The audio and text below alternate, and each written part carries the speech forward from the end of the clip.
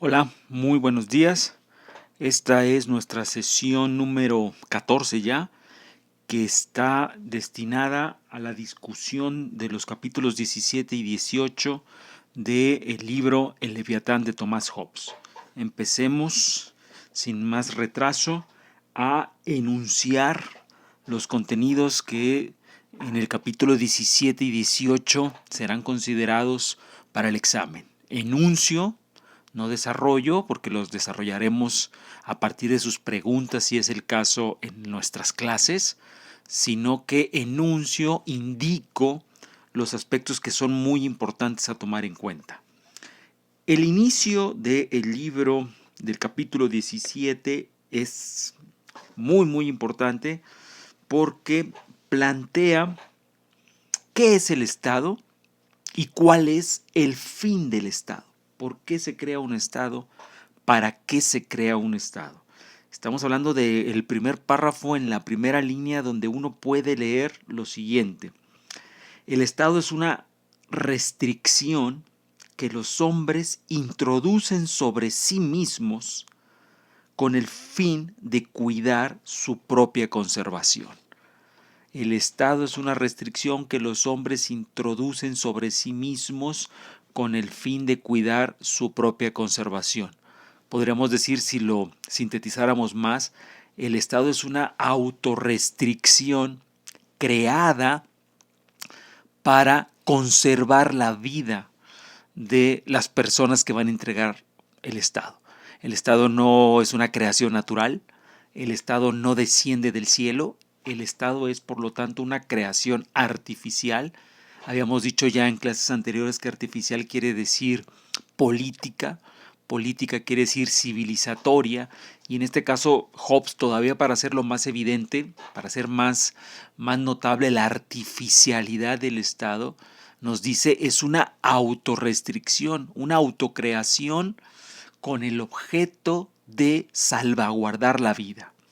Dice en ese mismo párrafo, los hombres desean abandonar esa miserable condición de guerra, que es consecuencia necesaria de las pasiones naturales, cuando no existe poder visible que tenga a los hombres a raya y los sujete por temor al castigo, a la realización de sus pactos y a la observancia de las leyes.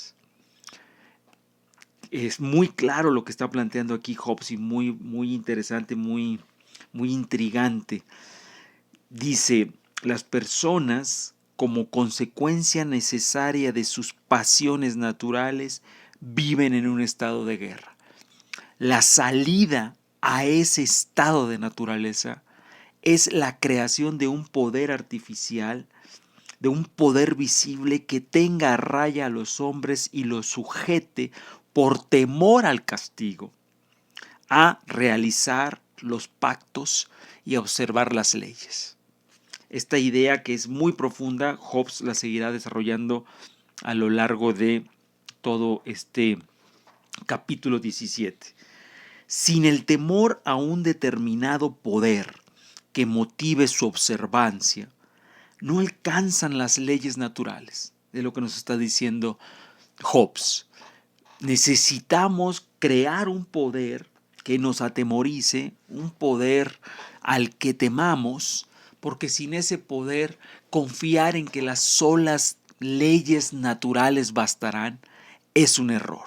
Para que las leyes naturales sean observadas, cuando Hobbes habla de observadas, observancia, mencioné un poquito antes, se refiere a respetadas, validadas. Para que las leyes naturales sean observadas se necesita de un poder que nos atemorice a todos para hacernos cumplir esas leyes, porque de otra manera, como dijimos la clase pasada, las leyes se convertirían en un llamado a misa, en una opción.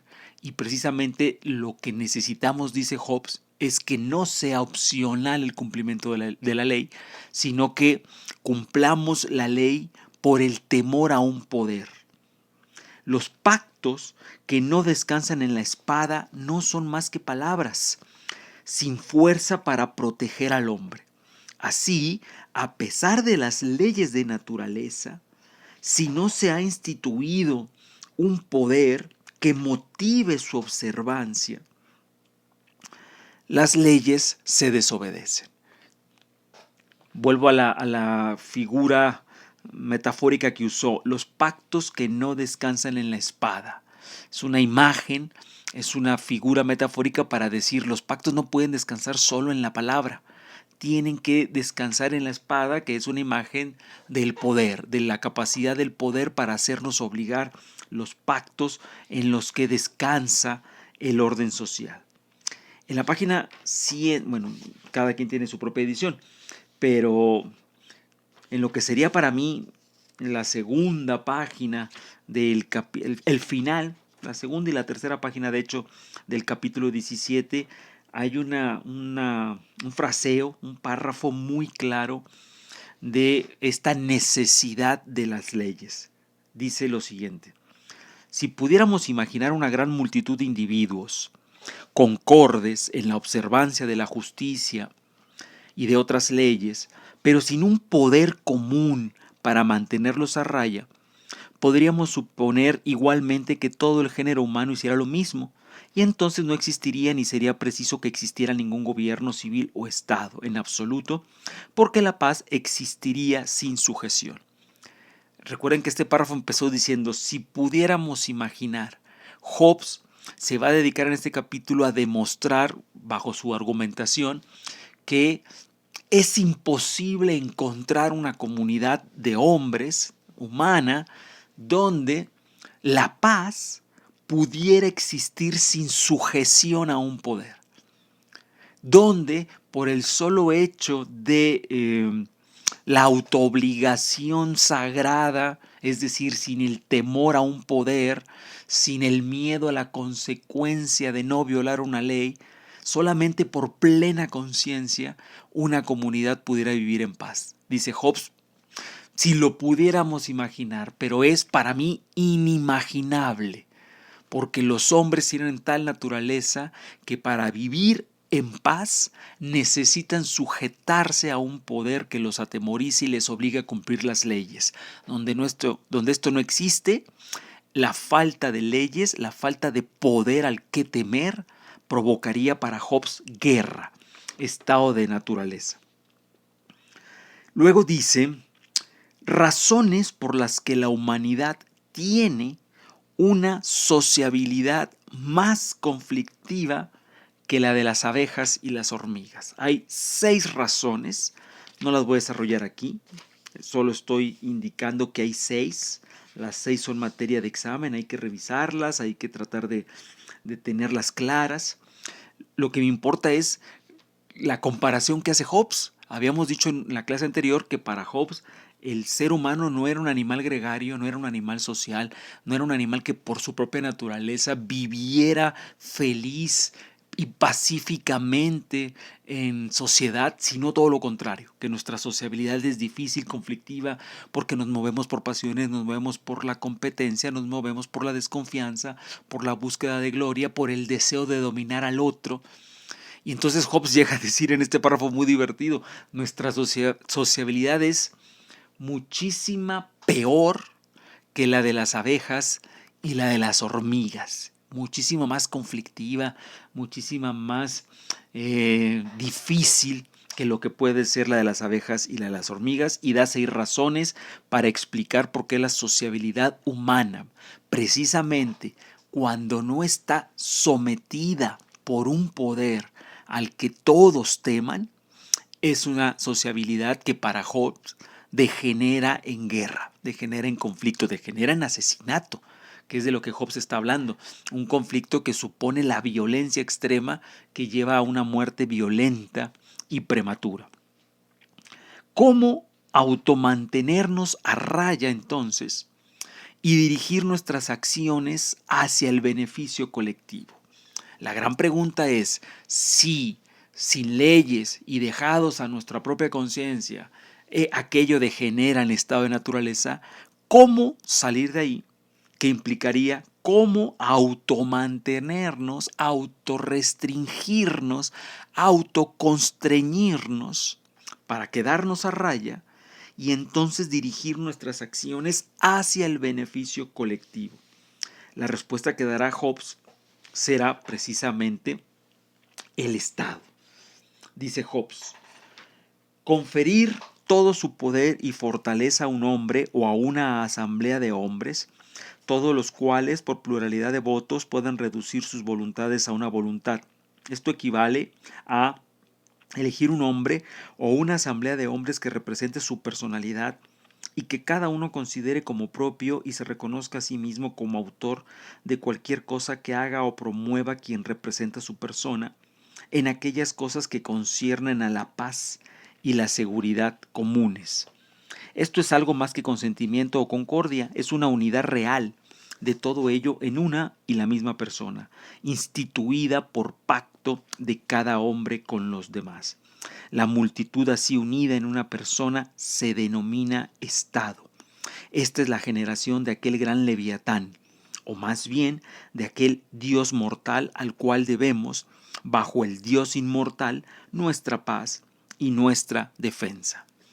Para automantenernos a raya, para evitar que nuestra convivencia degenere en guerra, necesitamos entonces inventar un Dios en la tierra que Hobbes va a llamar Leviatán y que será instituido es creado artificialmente por los hombres que se autoconstriñen para poder crear un árbitro que rija su convivencia y que permita que su convivencia se lleve a cabo en términos pacíficos.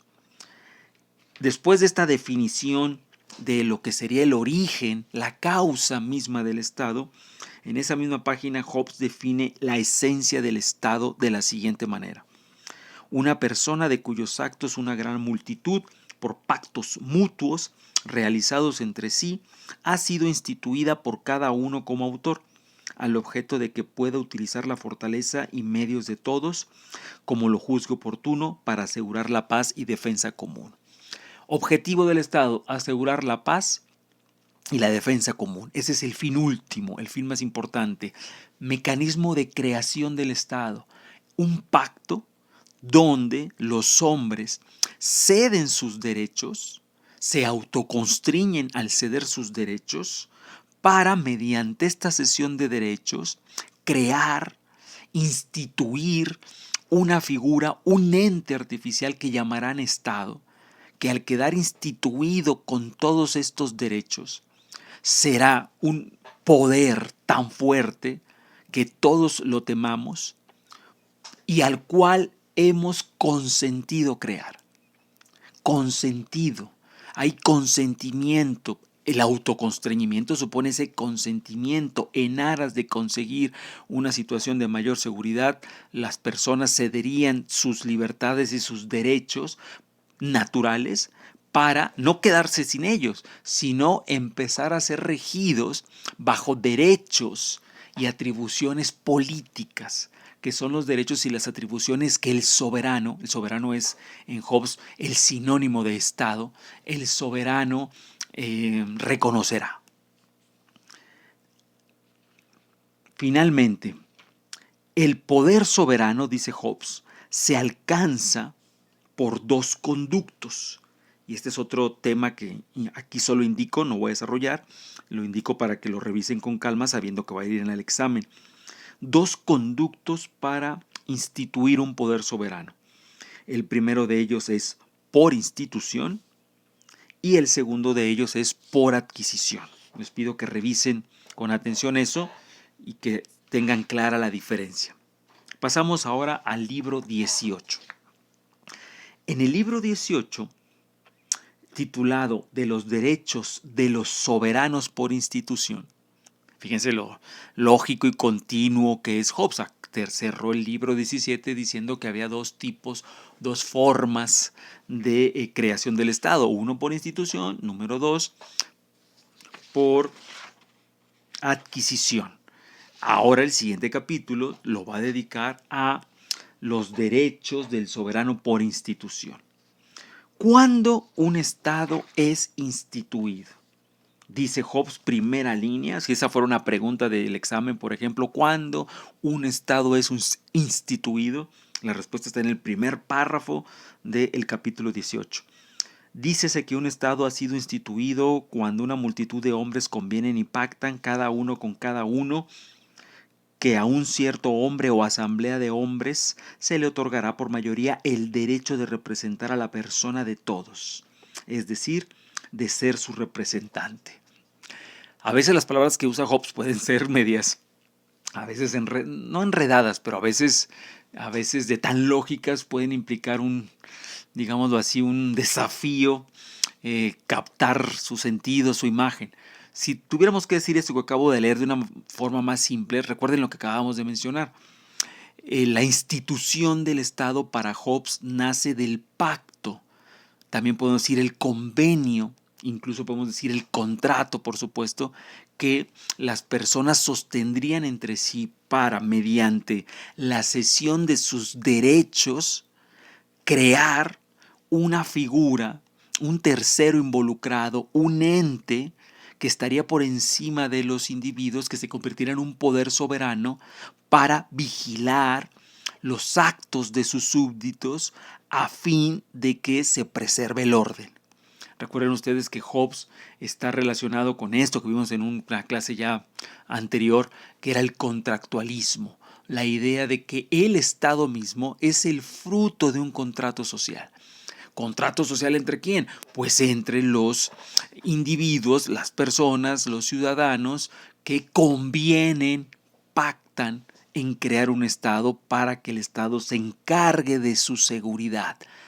Justo la clase anterior hablamos que Hobbes proponía este intercambio entre cesión de libertad y obtención a cambio de seguridad.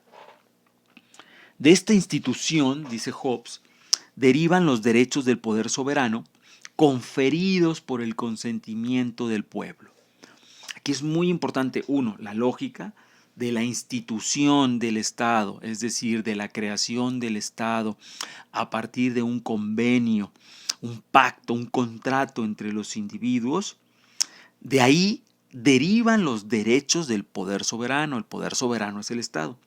Pero estos derechos han sido conferidos por el consentimiento del pueblo. Aquí esta palabra consentimiento es muy importante. Los individuos consienten, porque son ellos con su consentimiento los que le van a dar legitimidad al Estado moderno.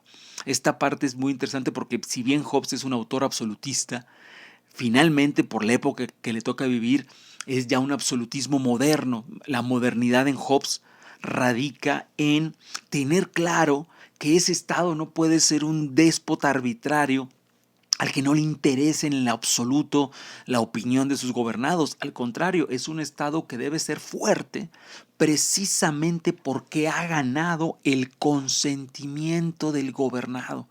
Esta palabra es moderna, no estaba en la teoría clásica ni en la teoría medieval. La sola idea de que los gobernados convengan crear, aceptar, sostener a un gobierno es una idea, un paradigma totalmente moderno, nuevo. A partir de ahí, Hobbes va a mencionar 12 derechos del soberano. 12, no los voy a desarrollar aquí. Sepan ustedes que de esos 12, pues si les preguntaran el examen 5, pues tendrían para escoger. Así que hay que revisar con calma esos 12.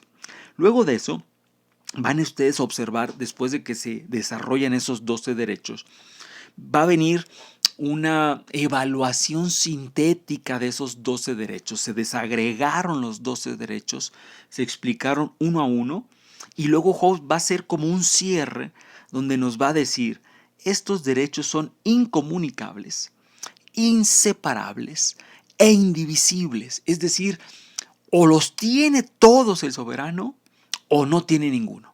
Porque no puede ser en la visión de Hobbes, por eso Hobbes es absolutista, que podamos regatear y digamos, en lugar de 12 te doy 4, o tienes derecho a 7, o te doy 9, dice Hobbes, para que el poder sea soberano, para que el poder realmente tenga la capacidad de infundir miedo, de crear las condiciones de paz, se necesita que todos y cada uno de estos poderes les sean conferidos.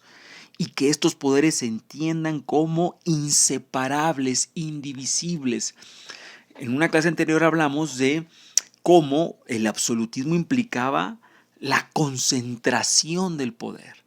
Una teoría, por lo tanto, en contra de la división del poder, en contra de lo que después va a ser la llamada teoría del equilibrio de los poderes. Aquí Hobbes va a explicar muy claramente por qué él es un absolutista y por qué justifica teóricamente que el poder soberano, para ser soberano, tiene que ser absolutamente concentrado. De hecho, el capítulo, y esto les pido que también lo observen, va a terminar con una justificación del por qué la monarquía debe ser absoluta. Esa es la última idea que desarrolla el autor y que además la cierra con un párrafo donde vuelve a recordarnos que esta monarquía absoluta está en relación con la naturaleza oscura, negativa y traicionera de los seres humanos. En función de este tipo de naturaleza que es la materia prima a gobernar, Hobbes piensa que la monarquía debe ser fuerte, concentrada, absoluta, porque de otra manera la materia de gobierno, lo que se pretendería gobernar por su propia naturaleza, introduciría el desorden. Fíjense cómo cierra el capítulo 18. Todos los hombres están por naturaleza provistos de notables lentes de aumento, a saber, sus pasiones y su egoísmo, vista a través de los cuales cualquiera pequeña contribución aparece como un gran agravio. Como los hombres están dotados de unos notables lentes de aumento, con eso se refiere a sus pasiones y a su egoísmo, cualquier contribución, se refiere en el contexto de lo que estoy leyendo, cualquier exigencia, cualquier deber para con el Estado es visto como un grandísimo agravio. Cualquier obligación o responsabilidad o deber o impuesto que debamos tener para con el Estado, los hombres a partir de nuestra condición pasional y egoísta lo vemos como un grandísimo agravio. Están en cambio desprovistos de aquellos otros lentes prospectivos, a saber, la moral y la ciencia civil, para ver las miserias que penden sobre ellos y que no pueden ser evitadas sin tales aportaciones. Los hombres, cualquier deber lo vemos como un agravio y como no tenemos los lentes de la moral, y lo que él llama la ciencia civil, la responsabilidad civil, el civismo, somos incapaces de ver lo miserable que somos y que no puede ser corregido sin precisamente las leyes. Esa naturaleza humana está muy claramente en Hobbes, es negativa, oscura, y por eso Hobbes, como acabamos de plantear, es un teórico a favor de la monarquía absoluta. Muy bien, hasta aquí. Gracias, hasta luego.